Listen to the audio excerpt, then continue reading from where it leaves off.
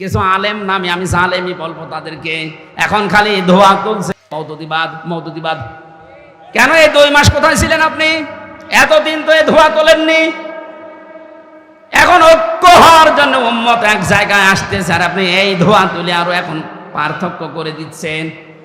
মানুষদেরকে এক জায়গায় করা ফরজ, মানুষ আলাদা করা হারাম। এই হারাম কাজে যারা একটা মিথ্যা ধোয়া তুলে আপনি শুরু করছেন, মওদুদিবাদ বলে কোনো বাঁধ এই দুনিয়ায় নেই। সৌদি আরবের সবচাইতে বড় আলেমদের ভেতরে একজন, আমি জেলখানায় পড়েছিলাম কিতাবটা, সালেহ আল আসাউদা। এই লোকটা এত বড় লেখক, হয়তো পরিচিতি নেই আপনাদের কাছে, বহু বড় আলেমিনী। এই লোকটা বহু কিতাব লিখেছে, তার একটা কিতাবে লিখেছেন পৃথিবীর অনেক দেশে আমরা দেখতে পাই মানুষ মওদুদিবাদ বলে খালি ধোয়া ছড়ায়, মওদুদিবাদ বলে দুনিয়ায় কোনো বাদ নেই।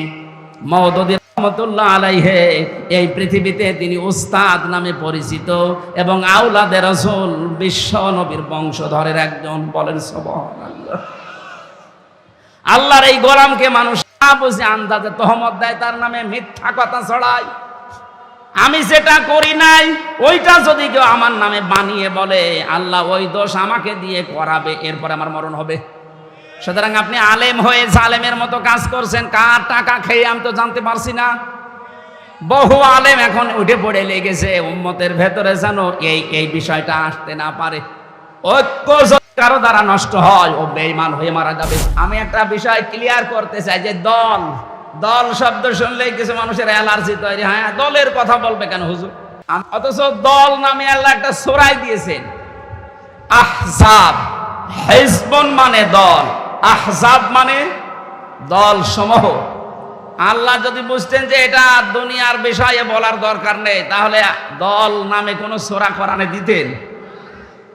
এই আয়াতের ভেতরে আমি পেয়েছি সূরা আলে ইমরানের 104 নম্বর আয়াত। এটা এর তাফসীর পড়বেন, আধুনিক যেগুলো পাওয়া যায় দেখবেন, দল এই বিষয়টা সাজাতে 4টা জিনিস লাগে। দল করতে কয়টা জিনিস লাগে? আরো জোরে বলেন। আপনারা এই 4টা কোরআন থেকে নিয়ে এই রকম দল করবেন তো, নাকি এটা আবার রাজনীতি মনে করে চলে যাবেন? আমি তো বানিয়ে বলছি না, আমার কাছে সব দলিল লেখা আছে। 1 নম্বরে দল করতে হলে নেতা লাগে। কথা বললেন না কেন? নেতা ছাড়া দল হয়? আমাদের একজন নেতা আছে, দেলাওয়ার ভাই। না, আমাদের নেতার নাম মোহাম্মদুর, আরো জোরে বলেন মোহাম্মদুর। মোহাম্মদ যে নেতা ছিল, এটাকে আমি বানিয়ে বললাম? আল্লাহর ফতোয়া ইয়াসিন। আল্লাহ বলেন হে নেতা। এটা তাফসিরে ফি জিলালিল কোরআনে আছে, সাইয়্যিদ কুতুব লিখেছেন, অথবা তাফসিরে কাবিরে আছে, ফখরুদ্দিন রাজি রহমাতুল্লাহ আলাইহি ওনারা দিয়েছেন ইয়া মানে হে, সিন মানে সাইয়্যিদ। সাইয়্যিদ মানে বাংলায় নেতা। এটা কিছুক্ষণ আগে আমরা পড়লাম না, আল্লাহুম্মা সাল্লি আলা মুহাম্মাদ ওয়া আলা আলি সাইয়্যিদিনা। আমরা যেন প্রশ্ন করছি, আল্লাহ তুমি আমাদের রহমত নাজিল করো মুহাম্মদের উপরে।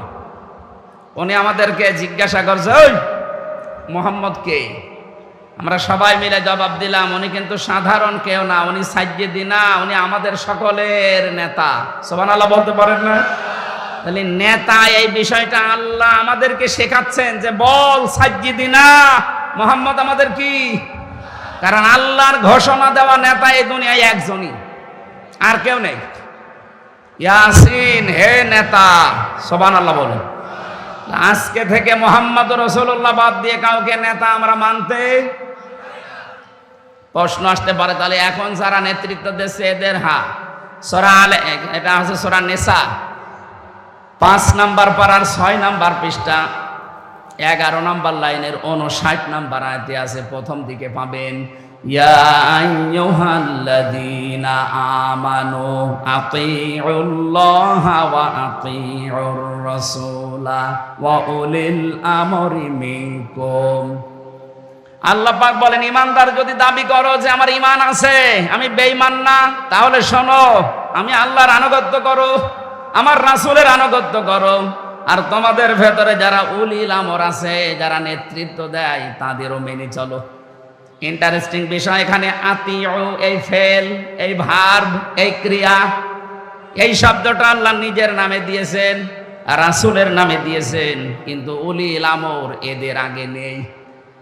যাতে বিশ্বাস না করেন কোরআনের আয়াত খুলে দেখেন, যারা মুফাসসির আছে জিজ্ঞাসা করেন। আল্লাহ আতিউ এই ফেলটা নিজের নামে দিয়েছেন, রাসূলের নামে দিয়েছেন। আল্লাহ রাসূলের পরে কিয়ামত পর্যন্ত যারা নেতৃত্ব দেবে, যারা নেতা হবে, এদের নামের আগে আল্লাহ দেয়নি। একটাই কারণ, আমি এই শব্দটার সাথে প্রায় 42টার উপরে তাফসীর মিলিয়েছিলাম ভার্সিটি থাকাকালীন। বিশ্ববিদ্যালয়ের কেন্দ্রীয় লাইব্রেরিতে একটা দুইটা না 42টা মিলিয়ে দেখলাম যে আতিউ শব্দ আল্লাহ কেন দিলেন না। যত মুফাসসির তাফসীর করেছেন এই পৃথিবীতে, প্রতিটি মুফাসসির এক বাক্যে জবাব দিয়েছেন, আল্লাহ রাসূলকে মানা লাগবে, কোনো প্রশ্ন করা যাবে না। এই কথা বলেন না কেন? আপনার বুঝে আসুক, মানা আসুক, হয়তো আপনার জ্ঞানে ধরছে না, এই জন্য আপনাকে কোনো প্রশ্ন ছাড়া মানা লাগবে। কাকে? আল্লাহ আর রাসূলকে। আল্লাহ আরো যারা বলেন আল্লাহ। কিন্তু উলিল আমরি মিনকুমের আগে দেননি। আব্দুল্লাহ ইবনে মাসউদ, আব্দুল্লাহ ইবনে আব্বাস রাইসুল মুফাসসিরিন বলা হয় তাদেরকে, তারা দুইজনেই এই বক্তব্য দিয়েছেন, আল্লাহ রাসূলকে যে মেনে চলবে তাকে আপনি মেনে চলবেন, এইটাও আল্লাহ রাসূলকে মানার মতোই ফরজ। আর আল্লাহ রাসূলকে যে মেনে চলে না, সে যদি আপনার বাবাও হয়, আপনার চাচাও হয়, আপনার বড় নেতাও হয়, তাকে মানা জায়েজ নেই, হারাম। এই আয়াতটা শুধু ঠাকুরকার জন্যে। আমি যত জায়গায় সারা বাংলাদেশের 630টা থানা আছে, আমার 620টা থানায় যাওয়া হয়ে গেছে। সারা বাংলাদেশ ঘুরে আমি এই প্রচারটা করলে অনেকাংশ মানুষগুলো দেখি মন খারাপ করে। আরে ভাই, আমার নিজের কথা বললাম, আপনি নেতা মেনে জাহান্নামে যাচ্ছেন, আপনি নামাজ দিয়ে, রোজা দিয়ে, হজ দিয়ে কি করবেন? সুতরাং ওইগুলো যেন ঠিক থাকে, আপনার নেতা মানাটাও যেন ঠিক থাকে। আজকে থেকে সিদ্ধান্ত নেওয়া যাবে না, আল্লাহ রাসূলকে যে মানে না, সে যে দলের লোক হোক, আমি ওরে মানি না। আল্লাহ রাসূলকে যে মানবে, ও যে দলের লোক হোক, আমি ওকে মানতে রাজি আছি। এই কথা বলেন না কেন? কারা রাজি আছেন মন থেকে? হাত তোলেন তো দেখি। এই আন্দাজ হাত তুলবেন না। আলহামদুলিল্লাহ ভাই, ঠিক আছে, আলহামদুলিল্লাহ। এ মাহফিল সাকসেস হয়ে গেছে যদি কথা ঠিক রাখতে পারে। আর যদি আম গাছ পর্যন্ত শেষ, জাম গাছ পর্যন্ত শেষ, বাড়ি যদি নিয়ে যেতে না পারেন, এরকম অনুষ্ঠান বছরে একবার না, প্রতিদিন দেবেন, প্রতিদিনই অনুষ্ঠান মাঠে মারা যাবে। আমরা কি চাই এই 2-3 লাখ টাকা খরচ করে অনুষ্ঠান নষ্ট হয়ে যাক? সুতরাং আমাদের মেনে নেওয়ার মাধ্যমে এর পরিচয় দেওয়া লাগবে, আমরা রাজি আছি ইনশাআল্লাহ। তাহলে দল করতে প্রথম কি লাগে? নেতা মুহাম্মদুর রাসূলুল্লাহ, ওনাকে যারা মানবে সেইটা আসল নেতা। আপনি এখন খুঁজে দেখেন, যদি এরকম কেউ পান, যদি মনে হয় যে হ্যাঁ এটা হচ্ছে মেনন সাহেব, আপনি মেনে নেন। যদি মনে করেন এটা ইনু সাহেব, মেনে নেন, কোনো অসুবিধা নেই। কিন্তু দেখা লাগবে আল্লাহ রাসূলকে মানে কিনা। এই পৃথিবীতে সবচাইতে বেশি কোরআনকে, ইসলামকে আর নবীজিকে গালি দিয়েছে যাদের নাম বলছে, এরা আলেমদেরকেও গালি দেয়। দেখেছেন হেফাজত ইসলামের যিনি নেতা ছিলেন, তারেও গালি দিয়েছে তেতুল হুজুর বলে, বিষ বৃক্ষ বলে কওমি মাদ্রাসাগুলোকে গালি দেয়। এই কথা বলছেন না কেন? প্রথম আলোর যিনি সম্পাদক আনিসুল হক, কয়েকদিন আগে কোরআনে কারিমের সূরা ফাতিহা থেকে শুরু করে প্রায় 25টা বিষয়ে ভুল ধরে শুনি।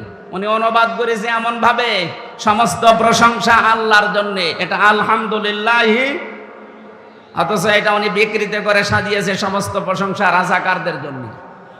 আমরা চাই অতি তাড়াতাড়ি 96% মুসলমানের এই দেশে এই লোকটাকে কোরআন বিকৃত করার অপরাধে ফাঁসি দেওয়া হোক। এই কথা বলেন না কেন? প্রথম আলো মুসলমানদের জন্য ব্যবহার করা জায়েজ নেই। এটা টয়লেটে টিস্যু বানাবেন। এটা যে র এবং ভারতের ইহুদি খ্রিস্টানদের দালাল, কোনো অসুবিধা নেই বুঝতে। সাংবাদিক ইলিয়াস কয়েকদিন আগে এটার প্রমাণ পেয়েছে। এই বাংলাদেশে জঙ্গি নাটক সাজিয়ে যেখান থেকে তালিকা করা হয়তো, ওটা প্রথম আলোর অফিস। আমরা আশা করছি কথা বোঝাতে পেরেছি। উনি একটা দুইটা না, বহু কোরআনের আয়াতকে এভাবে চিহ্নিত করে করে পুরাটা পাল্টিয়ে দিয়েছে। আল্লাহ বলছেন আমার আয়াতের ভেতরে কেউ যদি নিজের কথা চালায় তাকে একেবারে আমি কণ্ঠনালী কেটে ফেলে দেবো। তো কণ্ঠনালী কেটে ফেলা মানে ফাঁসি দেওয়া, আমরা ঠিকই বলছি। সুতরাং এদেশে 96% মুসলমানের ইমানের দাবি, কোরআনে যিনি হাত দিয়েছেন ওনার পত্রিকা আমরা আজকে থেকে আর ব্যবহার করব না ইনশাআল্লাহ। যদি ব্যবহার করা হয় ওই ছোট ছোট বাচ্চারা আছে ওদের পোশাক পায়খানা পরিষ্কার করবে। আমাকে বেশি বলে ফেললাম? না না, কিসের বেশি, অল্প হয়ে গেছে, এখনো বেশি বলা হয়নি। দ্বিতীয় নম্বরে, শুধু দল করতে নেতা হলেই হবে না, দল করতে লাগে সংগঠন। সংগঠন লাগে না? এই পৃথিবীতে বহু সংগঠন আমরা দেখতে পাচ্ছি। আল্লাহ রাব্বুল আলামিন একটা দলের কথা, সংগঠনের কথা জানিয়েছেন, ওয়াল তাকুম মিনকুম উম্মাতুন ইলা আখিরি আয়াত। অবশ্যই তোমাদের ভেতরে একটা উম্মত থাকা লাগবে, একটা জাতি, একটা দল, একটা সংগঠন থাকতেই হবে। রব্বুল আলামিনের আয়াত হচ্ছে ওয়াল তাকুম মিনকুম উম্মাতুন। উম্মাতুন মানে দল, উম্মাতুন মানে আরো জোরে, একটা দল তোমাদের ভেতরে থাকতেই হবে। দল এটা দুনিয়ার বিষয় না, এটা আখিরাতের সাথে সম্পর্কিত। এই দলের কাজ কি হবে? তারা ভালো কাজে, যেটা পরিচিত কাজ এই কাজে আদেশ দেবে, যেটা অন্যায় কাজে তারা বাধা সৃষ্টি করবে। আর এরাই হচ্ছে আল্লাহর দৃষ্টিতে সফল কাম। বলেন সুবহানাল্লাহ। 3 নম্বরে, বেশি দল করতে হলে যেহেতু নির্বাচন করা লাগে, সামনে যেন একটা প্রতীক লাগে। এই যে নির্বাচন শব্দ শুনলে কিছু আলেম পর্যন্ত নাক ছিটকায়। এই এলাকায় আছে কিনা আমি জানি না। আরে ভাই, আপনি আব্রাহাম লিঙ্কনের এই পদ্ধতির নাম শুনে নাক ছিটকিয়ে চলে যাচ্ছেন। নির্বাচনটা কি? সূরা হজের 78 নম্বর আয়াতের মাঝের অংশ আছে একটা, ওই আয়াতের তাফসির আপনি একটু পড়বেন। আধুনিক গুলো, ওই আগেরটা না, আধুনিক এখন যারা তাফসির বের করছে এদেরটা পড়েন তো। রব্বুল আলামিন বলেন, হুয়া জিতাবাকুম ওয়া মা জাআলা আলাইকুম ফিদ্দীনি মিন হারাজ। তিনি সে আল্লাহ যিনি তোমাদেরকে নির্বাচিত করেন। ও ঠাকুরগাঁওবাসী, মানুষদেরকে নির্বাচিত করা হয় যে পদ্ধতিতে, তার নাম নির্বাচন। কথা বললেন না কেন? মানুষদেরকে যে নির্বাচিত করা হয় কোন পদ্ধতিতে? নির্বাচনের মাধ্যমে মানুষ নির্বাচিত হয়। অথচ আমাদের কপাল খারাপ, এই 15.5 বছর একটা নির্বাচন আমরা পেলাম না। যারাই নির্বাচিত হয়েছে আন্দাজে, নির্বাচন হওয়ার আগে ওরা নির্বাচিত হয়ে যায় 154 জন। নির্বাচন হওয়ার আগে রাতেরটা দিনেরটা রাতে হয়ে যায়। এটা আমি বানিয়ে বললাম না। দিনের ভোট যে রাতে হয়েছে এর আগের টার্মে, এটা আমি নিজে পরীক্ষিত। আমার সাথে জেলখানায় এক ওসি ছিল, উনি আমারে বলছে, হুজুর আপনি তাওবার ব্যাখ্যা বললেন, আমিও একটা তাওবা করেছি, দেখেন তো আমার তাওবা হয়েছে কিনা। বলেন তো কিভাবে করলেন? যে এই যে নির্বাচন গেল, এই নির্বাচনে রাত 12টার পর থেকে আমার যা লোকজন আছে, এসআই, এএসআই আর কনস্টেবল, এদেরকে সাথে নিয়ে আমি আল্লাহর নামে ভোট কাটা আরম্ভ করলাম। নাম নিয়েছে কার? আল্লাহ। ও মনে করছে সব কাজের আগে তো বিসমিল্লাহ বলা লাগে, এটাও শুরু করি। আল্লাহর নামে আরম্ভ করে ফজর পর্যন্ত ভোট সব যা আছে শেষ করলাম। বাক্স ভর্তি করে পাঠিয়ে দিলাম। গোসল করলাম ওযু করে, এবার নামাজ পড়লাম 2 রাকাত। এবার আমি আস্তাগফিরুল্লাহ রাব্বি মিন কুল্লি যামবি ওয়া তুবু ইলাইহি পড়লাম। আমার তাওবা হয়েছে। আপনি বলছেন মানে আপনি কি মুফতি নাকি? আমার যেহেতু মুফতি লেখা আছে নামের আগে, আমি ফেকা নিয়ে কামেল করেছি, এই জন্য ওনারে বললাম আমার সার্টিফিকেট আছে, সরকারি সার্টিফিকেট, আমি মুফতি। ফতোয়া দিলাম আপনার তাওবা হয়নি, আপনি ভণ্ডামি করেছেন। কারণ তাওবা আপনি কার কাছে করলেন? আল্লাহর কাছে। কেন? আল্লাহর কাছে তওবা করা লাগবে না এখন। আপনি তো আল্লাহর কাছে অপরাধ করেননি, অপরাধ করেছেন হামজার কাছে। এই কথা বললেন এখন। অপরাধ করবেন যার কাছে, স্বীকার করবেন তার কাছে। আপনি আল্লাহর কাছে স্বীকার করতে যান কোন কারণে? আপনি কি আস্তাগফিরুল্লাহ পড়ে আল্লাহকে ভোলাতে পারবেন? আপনি তো আল্লাহর হক নষ্ট করেননি, হক নষ্ট করেছেন আমারে। আমি দিনের বেলা যাব শুনছি রাতে হয়ে গেছে, তার মানে হক কি আল্লাহ নষ্ট হয়েছে না হামজার? এই বলুন। তার মানে ওরা নির্বাচনের আগেই নির্বাচিত হয়েছে বিভিন্ন কায়দা, এটা প্রমাণিত আমি নিজের চোখে। অথচ এখন যিনি পালিয়েছে উনি এখন সারা বিশ্বের বিভিন্ন জায়গায় মেসেজ পাঠাচ্ছে, বিশেষ করে ওনার আসল বন্ধু ট্রাম্প। হ্যাঁ, ওনার হয়তো আত্মীয় হতে পারে মোদি সাহেব, কিন্তু আসল আত্মীয় ট্রাম্প। ওনারে বারবার আহ্বান জানাচ্ছে, আমি নির্বাচিত সরকার, আমাকে ওরা উৎখাত করেছে। এরকম তাহা মিথ্যা কথা আপনি বলতে পারবেন? আপনি কি নির্বাচিত এ দুনিয়ায় কেউ বিশ্বাস করবে? এমনকি শয়তানকে জিজ্ঞাসা করেন, সেও বলবে না কিসের নির্বাচিত, ওই 154 জন আগেই হয়ে যায়, দিনের ভোট রাতে করে, কিসের নির্বাচিত?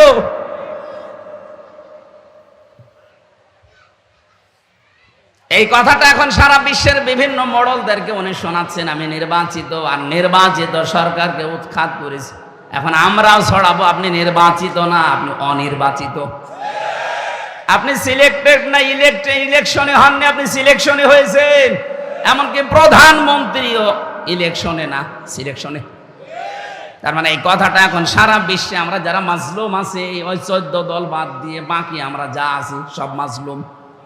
এই মাজলুমদেরকে এখন ঐক্যবদ্ধ হয়ে, একতাবদ্ধ হয়ে এই কথা ছড়ানো লাগবে বারবার যে উনি অবৈধ, উনি নির্বাচিত না। নির্বাচনের মাধ্যমে আল্লাহ নির্বাচিত করেন, আর নির্বাচিত হওয়ার পরে যে মানুষটা টিকে থাকতে পারে, ওমা জাআলা, জাআলার কর্তা ফাইল আল্লাহ নিজে, ওমা জাআলা আলাইকুম ফিদ্দীন মিন হারাজ। যে মানুষগুলোকে আমি নির্বাচিত করি, সিলেক্টেড করি, যাদের মাসাই করে ফেলি, এই মানুষগুলো দিনের ওপরে চলতে গিয়ে যত বাধা আছে আমি আল্লাহ নিজে দূর করে দেই। জেলখানায় 3টা বছর মাঝে মাঝে হতাশা চলে আসতো মানুষ হিসাবে, কারণ খলিকাল ইনসানু হালুআ। আল্লাহ বলেন মানুষকে আমি বানিয়েছি দুর্বল করে, মানুষকে আমি অস্থির করে বানিয়েছি।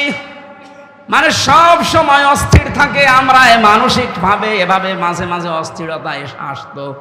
তো বাস্তবে দেখলাম দিনের ওপরে যে মানুষগুলো টিকে থাকে, এদের ওপর যত বাধার পাহাড় আসে আমার আল্লাহ আমাদেরকে দিয়ে ফেলে দেন না, নিজের পক্ষ থেকে দূর করে দেন। আমি মাত্র 10 দিন রিমান্ডে ছিলাম, তাই আমি হতাশ হয়ে পড়েছিলাম। আপনাদের নেতা 54 দিন রিমান্ডে ছিল। হতাশার কোনো ছাপ, 4-5 জন পুলিশ ধরে হাসপাতালে নিয়ে যাচ্ছে, কোর্টে নিয়ে যাচ্ছে, কিন্তু হতাশা নেই। এই বিশ্বাস ছিল যত বড় বিপদ আসুক আল্লাহ নিজে দূর করে দেবে। এই বিশ্বাসটা যার যত বেশি, ওই মানুষের ঈমান তত দামি আল্লাহর কাছে। কারণ এটা ইব্রাহিম নবীর মিল্লাত, মিল্লাতা আবিকুম ইব্রাহিম হুয়া সাম্মাকুমুল মুসলিমিন। আল্লাহ বলেন এইটাই তোমাদের জাতির পিতার আদর্শ। নির্বাচিত হওয়ার মাধ্যমে যদি টিকে থাকতে পারো, আমার আল্লাহ যত বিপদ আপদ আসবে সব দূর করে দেবে। এই জন্য আমাদের এখন উচিত, যারা দায়িত্বে আছেন, বিশেষ করে অন্তর্বর্তীকালীন সরকারের প্রধান উপদেষ্টা ডক্টর মোহাম্মদ ইউনূস সহ প্রত্যেককে আমরা আহ্বান জানাচ্ছি মুসলমানদের পক্ষ থেকে, এই ডাইনি বড়ি যে পালিয়ে গেছে এর ষড়যন্ত্র থামবে না। এর ষড়যন্ত্র থামাতে হলে নির্বাচনের মাধ্যমে নির্বাচিত সরকারের হাতে দেশটা তুলে দিন। আর এরা জাতীয় নির্বাচিত জনগণের দ্বারা আল্লাহ পাক এই নির্বাচন নিজে করেন। সুতরাং যত বিপদ আপদ, যত ষড়যন্ত্র, যত দুর্বিসন্ধি হবে বিশ্ব থেকে, সবগুলো আল্লাহ নিজে দূর করে দেবে। আফগানিস্তানে আল্লাহ দূর করে দেয়নি, আমাদেরও দেবে যদি আমরা নির্বাচিত হতে পারি। অনির্বাচিত ছিল, অবৈধ ছিল, এই কারণে আল্লাহ সাহায্য করেনি। এখন আমরা নির্বাচনের মাধ্যমে আসতে রাজি আছি না।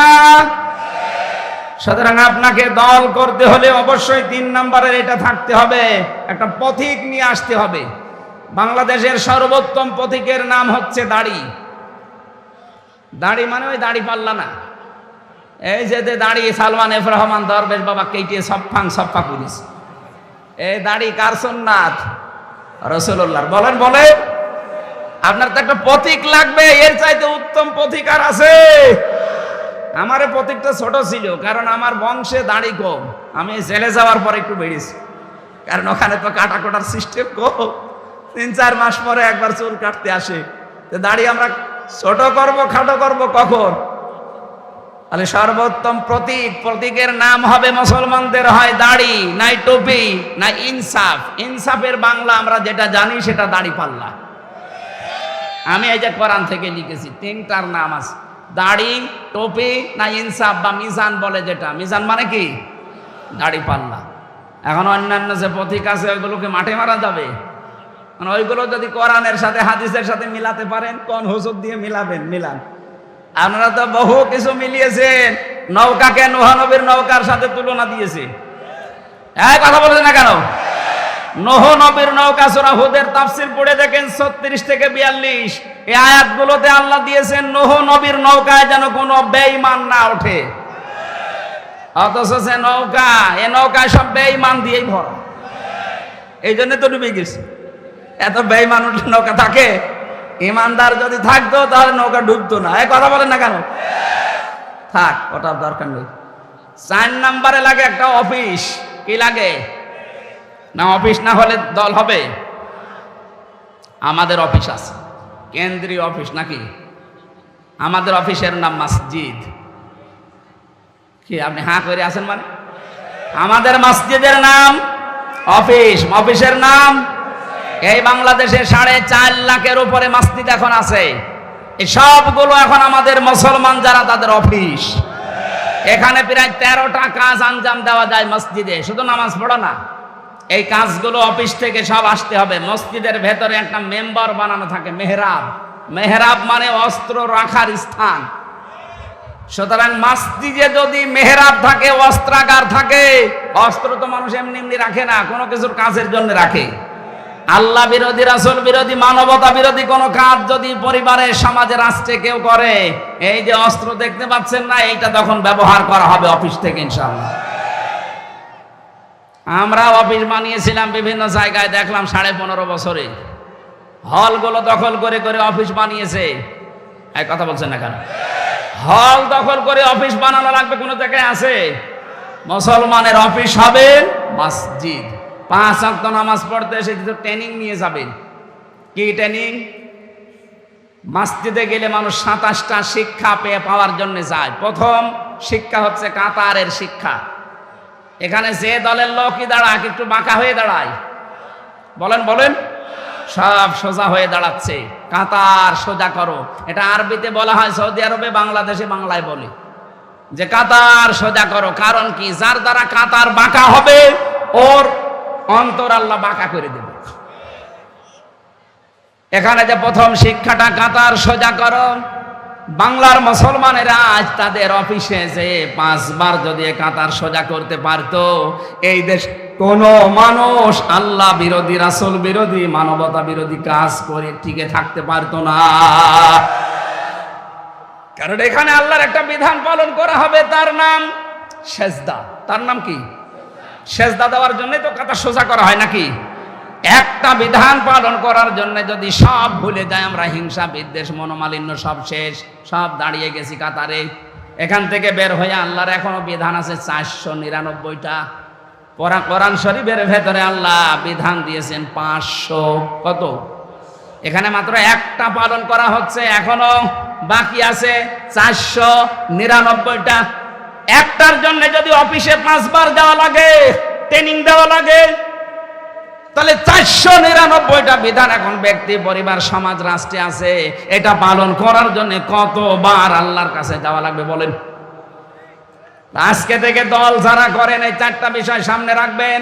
আপনার নেতা হবে মুহাম্মদুর রাসূলুল্লাহর অনুসারী, আপনার সংগঠন হবে উম্মাতুন। কোরআনে কারীম থেকে যে উম্মাত শব্দটা আছে, সংগঠন করার জন্য যে নিয়ম নীতিগুলো আছে, এই নিয়ম নীতিগুলো ফলো করা হয়। তাফসীর আছে, তাফসীরে ফি জিলালিল কোরআনে 4 নম্বরে একটা প্রতীক লাগবে। আমরা এরকম একটা প্রতীক পেয়েছি যেটা রাসূলুল্লাহর সাথে জড়িত।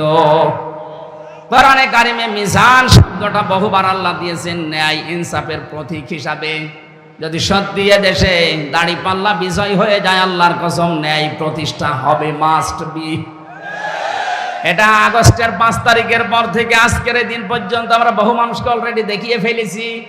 বাকিটা একটু সুযোগ দেন, আল্লাহর কসম 100 ভাগ ওয়াদা পূর্ণ হবে। 4 নাম্বার, আমাদের অফিস লাগবে, যেখানে সেখানে আমরা অফিসে যাব না, আমাদের অফিস হবে মসজিদ। এই 4টা কথা মেনে চলার তৌফিক আল্লাহ যেন দান করেন, বলেন আমিন। সূরা আরাফ 157 নম্বর আয়াতটা পড়েছি। এত বড় আয়াত আমি তাফসীর মাহফিলে পড়ি না, একটু বেশি পড়া হয়ে গেছে। সময় দেওয়া যাবে না একটু, না চলে যাবেন? এই ভেতরে ভেতরে কি সমস্যা কি? না ভাই, গুরুত্বপূর্ণ একটা বিধান এখন সামনে বলা হবে, চলে যাবেন? আপনি কতক্ষণ দাঁড়িয়ে থাকবেন? দাঁড়িয়ে থাকবেন না?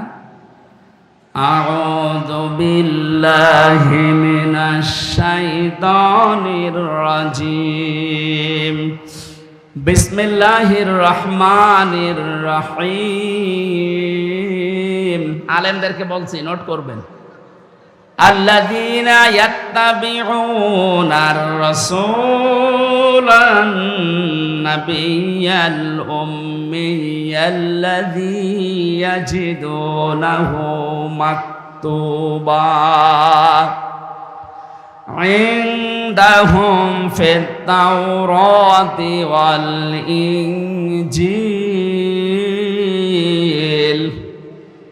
আমি শেষ পর্যন্ত পড়লাম না, এ পর্যন্ত থাক। 13টা বিষয় আছে আয়াতে। কয়টা শুনে বাড়ি যাবেন বলেন তো? 13টা শুনতে হলে তো আবার আর কাছর আসবে। চোখ নামাজ কালাম বাদ দিয়ে শুরু করি। প্রথম কথা হচ্ছে আল্লাহ পাকের আদেশ, আল্লাযীনা ইয়াত্তাবিউনার রাসূলান নাবিয়্যাল উম্মি, যারা অনুসরণ করছে এবং করবে। ইয়াত্তাবিউনা এটা মোজারে, বর্তমান, ভবিষ্যৎ, প্রেজেন্ট, ফিউচার। এখন যারা করছে, ভবিষ্যৎ বলতে কিয়ামত পর্যন্ত যারা করবে। কার অনুসরণ? যিনি নবী, রাসূল এবং উম্মি, এই 3টা গুণে গুণান্বিত। এই 3টা গুণ যার দুনিয়াতে ছিল, 1 নম্বরে তিনি ছিলেন আল্লাহর রাসূল, 2 নম্বরে তিনি ছিলেন নবী, 3 নম্বরে তিনি ছিলেন উম্মি। প্রতিটি শব্দের ভেতরে এত কথা আল্লাহ পাক লুকিয়েছে। আপনি যদি সারা জীবনে রাসূল শব্দটা নিয়ে ব্যাখ্যা করেন, আপনার সারা জীবন শেষ হয়ে যাবে, এত কথা আছে রাসূলের ভেতর। এখান থেকে রাসূলের কর্মসূচি কি, রাসূল হওয়ার জন্য কি কি গুণ অর্জন করা লাগে, কি কি গুণের কারণে আল্লাহ তাকে রাসূল বলেন। আর রাসূল কিয়ামত পর্যন্ত দুনিয়াতে মাত্র কয়েকজন রাসূল আল্লাহ পাঠিয়েছেন, সবাইকে আল্লাহ রাসূল বানাননি। আমাদের যিনি অনুসরণ যোগ্য, যাকে অনুসরণ করার জন্য আদেশ করা হচ্ছে, তার প্রথম পরিচয় ছিলেন, তিনি ছিলেন রাসূল। কি ছিলেন? শুধু আরব জাহানের জন্য? বলেন বলেন। قُلْ يَا أَيُّهَا النَّاسُ إِنِّي رَسُولُ اللَّهِ إِلَيْكُمْ جَمِيعًا। আল্লাহ পাক বলেন, হে নবী, তামাম দুনিয়ার মানুষকে এই ঘোষণা দিয়ে দেন, আমি কিন্তু শুধু আরব জাহানের জন্য না, সকলের জন্য রাসূল হয়ে এসেছি। জোরে বলেন সুবহানাল্লাহ। এটা আপনি পাবেন কোথায়? আল্লাহ পাক বলেন তারা পাবে আল্লাযী ইয়াজিদুনাহু মাকতুবান ইনদাহুম ফিত তাওরাতি ওয়াল ইনজিল। ইহুদি খ্রিস্টানরা যারা দাবি করে আহলে কিতাব আমরা, ওদের ওই তাওরাতে, ওদের ওই ইনজিলের ভেতরে এই নবীর এই পরিচয়গুলো পাওয়া যাবে। এখান থেকে আমি তাফসিরে পেয়েছি, তাওরাত এবং ইনজিল যেহেতু আগে এসেছে, এর আগে বহু কিতাব আল্লাহ দুনিয়াতে পাঠিয়েছিলেন, ছোট সহিফা। এই যে হিন্দুরা এটা এখন যেটাকে বেদ বলে চালায়, খ্রিস্টানরা ত্রিপিটক বলে চালায়, এটা যদি ওরা আজ বিশ্বাসও করে যে হ্যাঁ উপরওয়ালা এই কিতাব পাঠিয়েছে, আপনি ওই কিতাবের পুরাতন ভার্সনগুলো দেখবেন, ওখানে আমাদের রাসূলের এই 3টা পরিচয় দেওয়া আছে। এটা রেকর্ড হচ্ছে, এই কারণে আমি বলছি, শুধু এই মানুষগুলো আমার সামনে না, সারা বাংলাদেশে অনেক ইহুদি, খ্রিস্টান, হিন্দু এ বক্তব্য শোনে। তাদের যেহেতু বিবেক আছে, সূরা আরাফের 157 নম্বর আয়াতটা আমি বাংলায় আপনাকে পড়তে বলছি, একটু তাফসীর পড়েন। আল্লাহ বলেন, আল্লাযী ইয়াজিদুনাহু মাকতুবান ইনদাহুম ফিত তাওরাতি ওয়াল ইনজিল। তাদের কাছে যেগুলো বিদ্যমান আছে, ওই তাওরাত, ইনজিল, বেদ, ত্রিপিটক যাই বলেন, জেন্দাবিস্তা, সবগুলোতে আমার নবীর, আমার রাসূলের এই পরিচয়গুলো দেওয়া আছে। এই আয়াতের ব্যাখ্যা করতে গিয়ে সূরা আলে ইমরানের 41 নম্বর আয়াতটা আমি পেয়েছি। আমি কিন্তু অঙ্গীকার গ্রহণ করেছিলাম, ওয়াদা নিয়েছিলাম তাদের কাছ থেকে, লামা আতাইতুকুম মিন কিতাবিন ওয়া হিকমাতিন। যত নবী এর আগে পাল্টিয়ে গিয়েছে, যত নবী অতীত হয়ে গেছে, মিসাকান নাবিয়্যিনা, বহু বচন দিয়েছেন, প্রত্যেকটি নবীর কাছে অঙ্গীকার আমি আল্লাহ নিয়েছি যে তোমাদের কাছে যে কিতাব, তোমাদের কাছে যে হিকমা, তোমরা যে দাওয়াতের পদ্ধতি বিভিন্ন লাইনে অ্যাপ্লাই করো, এই হিকমাত এবং কিতাব, সুম্মা জাআকুম রাসূলুম মুসাদ্দিকুল লিমা মাআকুম, তোমাদের কাছে যাই আসে এগুলোর সত্যতা প্রমাণ করে একজন রসুল আসবে। একজন রসুল বলেন, একজন রসুল। সুম্মা জাআকুম রাসূলুম মুসাদ্দিকুল লিমা, আল্লাহ এখানে বহু বচন দেয়নি, রাসূলুন এক বচন আর রসুলুন বহু বচন।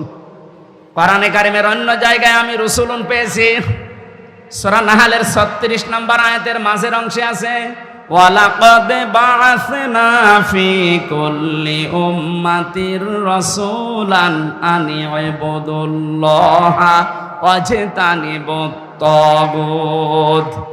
এই 36 নম্বর আয়াতের ভেতরে এক বচন আল্লাহ দিয়েছেন, তার আগে দিয়েছেন রসুলুন বহু বচন। কোরআনে অধিকাংশ জায়গায় আল্লাহ রাসূল শব্দটাকে ব্যবহার করেছেন কম, আর রসুলুন ব্যবহার করেছেন বহু বচন বেশি। এখানে আল্লাহ একজন এক বচন দিয়ে জানাতে চেয়েছেন তোমাদের কাছে একজন রসুল আসবে। কি করার জন্যে? তোমাদের কাছে যে কিতাবগুলো আছে, তোমরা যে হিকমত ব্যবহার করো দাওয়াত দিতে গিয়ে, এই পদ্ধতিকে সত্যায়ন করার জন্যে, সত্য বলার জন্য একজন আসবে। লা তুকমিনুন্না বিহি ওয়া লা তানসুরুন্না, আমার ঘোষণা হচ্ছে ওই রাসূলকে যারাই পাবে তারা যেন অবশ্যই তার প্রতি ঈমান আনে এবং তাকে সাহায্য করে।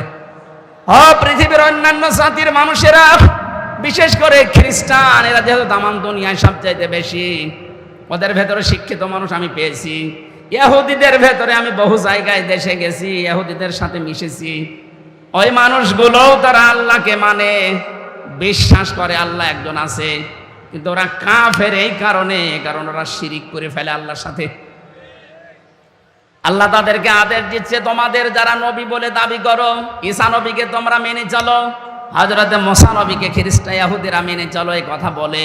হযরতে উযাইরকে যারা বিশ্বাস করো তাদেরকে বলছি, সামনে যখন আমার রাসূল আসবে অবশ্যই সব ছেড়ে দিয়ে আমার রাসূলকে ঈমান আনা লাগবে। এ ঘোষণা কার? আরো জোরে বলেন। যে আল্লাহর কথা আপনারা নিজেরাই বলেন, সেখানেই যদি আপনি মানতে না পারেন, শুধু এতটুকু আল্লাহ শেষ করলেন না, ওয়ালা তানসুরুন্না, তাকে সাহায্য করা লাগবে। ওই জামানায় যারা ছিল, ক্বালা আ'আকরারতুম ওয়া আখাযতুম আলা যালিকুম ইসরি।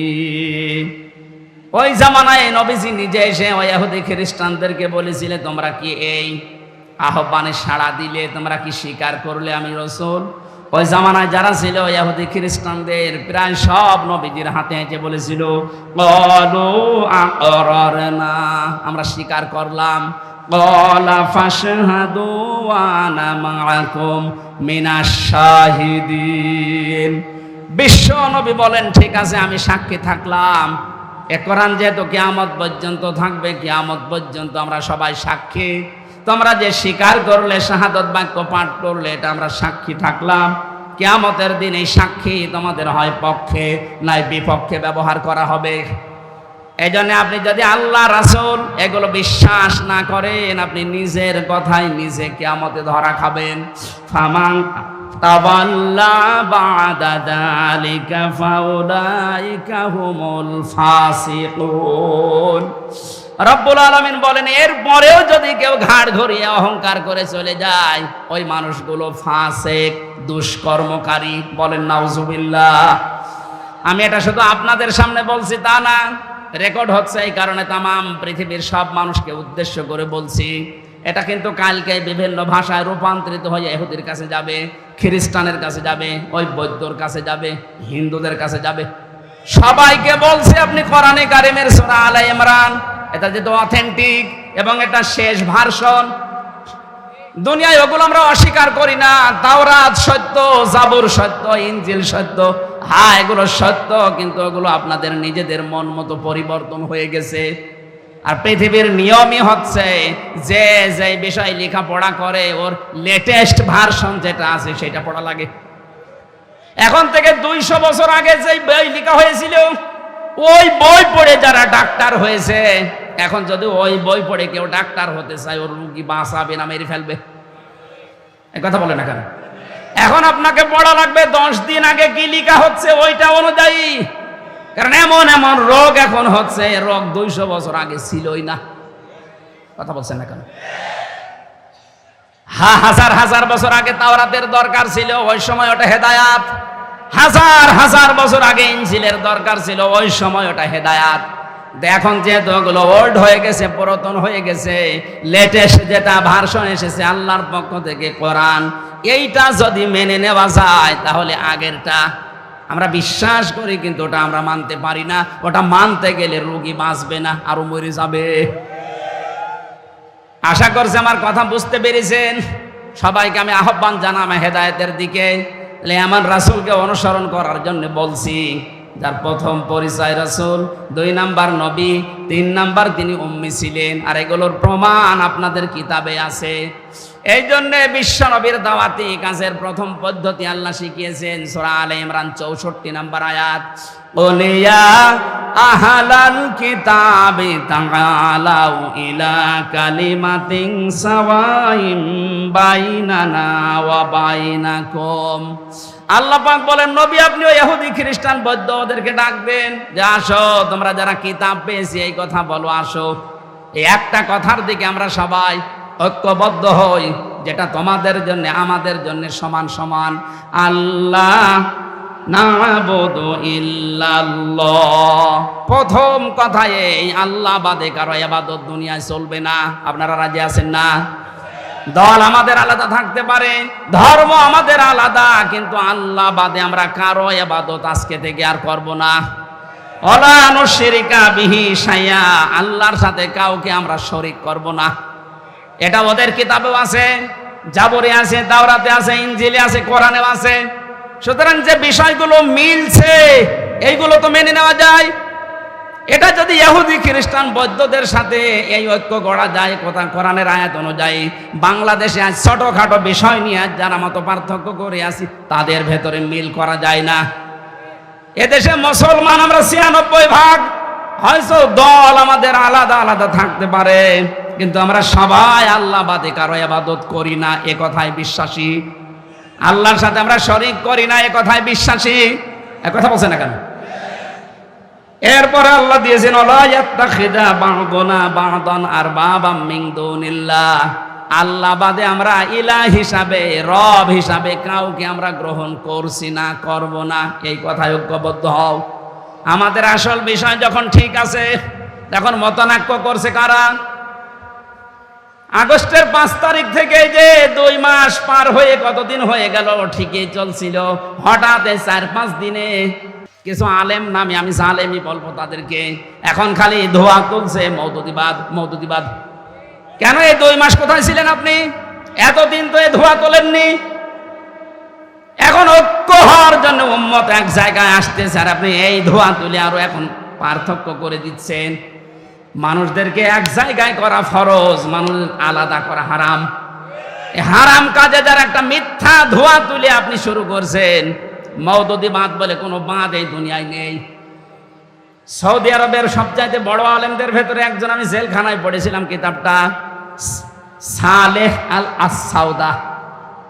এই লোকটা এত বড় লেখক, হয়তো পরিচিতি নেই আপনাদের কাছে, বহু বড় আলেমিনী।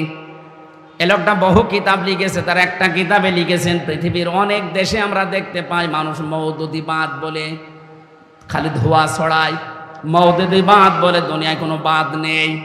মওদুদি রহমতুল্লাহ আলাইহে এই পৃথিবীতে তিনি উস্তাদ নামে পরিচিত এবং আওলাদে রাসূল, বিশ্ব নবীর বংশধরের একজন। বলেন সুবহানাল্লাহ। আল্লাহর এই গোলামকে মানুষ না বুঝে আন্দাজে তহমত দেয়, তার নামে মিথ্যা কথা ছড়ায়। আমি যেটা করি নাই ওইটা যদি কেউ আমার নামে বানিয়ে বলে, আল্লাহ ওই দোষ আমাকে দিয়ে করাবে, এরপরে আমার মরণ হবে। সুতরাং আপনি আলেম হয়ে জালেমের মতো কাজ করছেন, কার টাকা খেয়ে আমি তো জানতে পারছি না। বহু আলেম এখন উঠে পড়ে লেগেছে উম্মতের ভেতরে যেন এই বিষয়টা আসতে না পারে। ঐক্য যদি কারো দ্বারা নষ্ট হয়, ও বেঈমান হয়ে মারা যাবে। ও জেনে করুক আর না জেনে করুক। শেষের কথা ছিল ফাইন তাওয়াল্লাহ, এত কিছু বলার পরে ওরা যদি মুখ ফিরিয়ে নেয় চলে যায়, ফাকুলু শাহাদু, তোমরা সবাই মিলে বলো বিআন্না মুসলিমুন, যা করবি করগা যা, আমরা মুসলমান। আমরা কি? আরো জোরে বলেন, আমরা কি? রব্বুল আলামিন বলেন এই ঘোষণাটা তাদের কাছে দেওয়ার পরে গুরুত্বপূর্ণ কিছু কাজ তাদের উপর চাপিয়ে দাও। এক নম্বরে বিশ্বনবী যেটা করতেন, ইয়ামুরুহুম বিল মারুফ ওয়া ইয়ানহাহুম আনিল মুনকার। এই এখানে এই বিষয়টা খুব গুরুত্বপূর্ণ। যারা আলেম আছেন তাদেরকে এবার খুব ভালোভাবে বুঝবেন। ইয়ামুরুহুম বিল মারুফ, এখানে যারা সিলেবাসভুক্ত আলেম জিজ্ঞাসা করেন সবাই এক বাক্যে বলবে সৎ কাজে আদেশ, অসৎ কাজে নিষেধ। ওই বাংলা অর্থ তো মেলে না। মারুফ মানে সৎ কাজে আদেশ, আপনি কোথায় পেলেন? মারুফ মানে আরাফা ইয়ারিফু থেকে শব্দটা, এটার বাংলা অর্থ পরিচিত। বাংলা অর্থ কি বলেন না কেন? তার মানে পরিচিত কাজগুলো করার জন্য আদেশ করছে নবীজি। ওয়ানহাহুম আনিল মুনকার, আর তিনি তোমাদেরকে নিষেধ করেন মুনকার মানে অন্যায়। মুনকার মানে আরো জোরে বলেন। আমার প্রশ্ন আসে, এই যে পরিচিত, আমরা কখন পরিচিত হয়েছি? আমরা তো এর আগে আল্লাহর বিধানের কথা শুনি নাই, পরিচিত হলাম কি করে? হ্যাঁ, একটা জবাব আছে তাফসিরের ভেতরে, এটা তাফসিরে খাজেনের ভেতরে পাবেন। আল্লাহ রাব্বুল আলামিন আমাদেরকে তৈরি করার আগে আমাদের যিনি পিতা হযরতে আদম, কে? উনি আমাদের পিতা। এই কথা বলতে আমাদের কোনো দ্বিধা আছে? আমাদের আদি পিতা হযরতে আদমকে আল্লাহ যেই দিন তৈরি করেন, ওই দিন তার ভেতরে রূহ দেওয়ার সঙ্গে সঙ্গে একটা ক্লাস নিয়েছিলেন। এ কথা জানেন না? ওয়া আল্লামা আদামাল আসমা কুল্লাহা, এই যে আয়াতটা যারা পড়ি, এখানে আসমা এসএমের বহুবচন আছে, গুণবাচক শব্দ এটা। আল্লাহ পাক বলেন কুল্লাহা, আমার আদমকে আমি সব কিছুর নাম শিখিয়েছি। বাংলা অর্থ যদিও নাম লেখা আছে, কিন্তু এটা শুধু নাম না। আমার প্রশ্ন, এখানে ক্লাস নিচ্ছে সরাসরি কে? জবান খোলেননি আপনি। ক্লাস নিচ্ছে কে? ছাত্রকে। একে হামজার মতো ছাত্র? নবী, প্রথম মানুষ, আবার নবী। সরাসরি ক্লাস নিচ্ছে আল্লাহ নিজে। ছাত্র হচ্ছে নবী, আর জায়গা হচ্ছে জান্নাত। জায়গা কি? আল্লাহ যদি ক্লাস নেয় কোনো বিষয়ে, আমাদের মতো ক্লাস নেবে? অবশ্যই কোনো গুরুত্বপূর্ণ বিষয় জানাবে।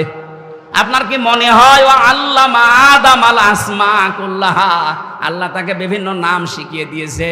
এই নাম মানে আম গাছ, জাম গাছ, কলা গাছ, কাঁঠাল গাছ, এটা শেখানোর দরকার আছে?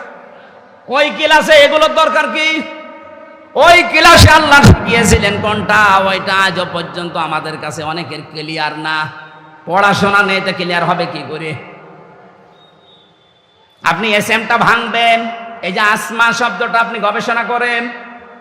তাফসিরে আমি আধুনিক তাফসিরগুলোতে বেশি যুগের জ্ঞানের আলোর সাথে যেটা লেখা, এই জায়গায় লেখা আছে সমস্ত নাম।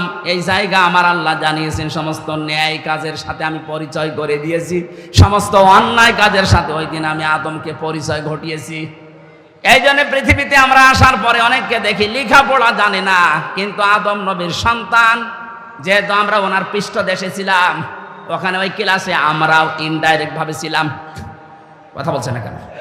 কিয়ামত পর্যন্ত যত আদম সন্তান নরনারী আসবে সবাই ওই ক্লাসে আদম নবীর পৃষ্ঠদেশে ছিল। ওই ক্লাসে থাকার কারণে বাবার কাছ থেকে ওই বিষয়টা আমরা জানা আছে। দুনিয়ায় লেখাপড়া না করলেও কোনটা ন্যায় কোনটা অন্যায় এমনি বুঝি। আপনাকে যে এমনি বুঝি কে বোঝালো? এই ক্লাসটা করেছেন কখন? ওই যে ওই সময়।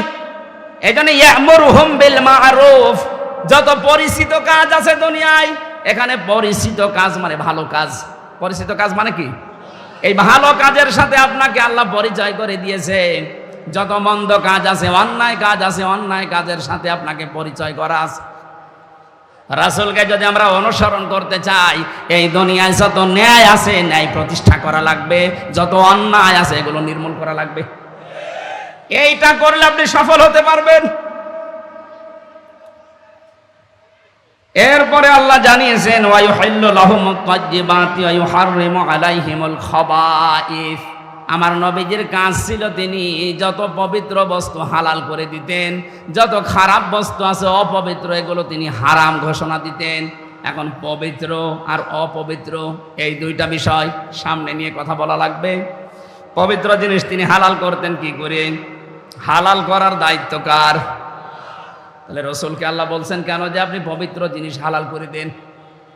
মুফাসসিরিন ইকরাম লিখেছেন এই পৃথিবীতে যত হালাল আছে হারাম আছে শুধু আল্লাহ নিজেই করেননি, আমার রাসূলকে আল্লাহ শারিয়া বানিয়ে দিয়েছেন।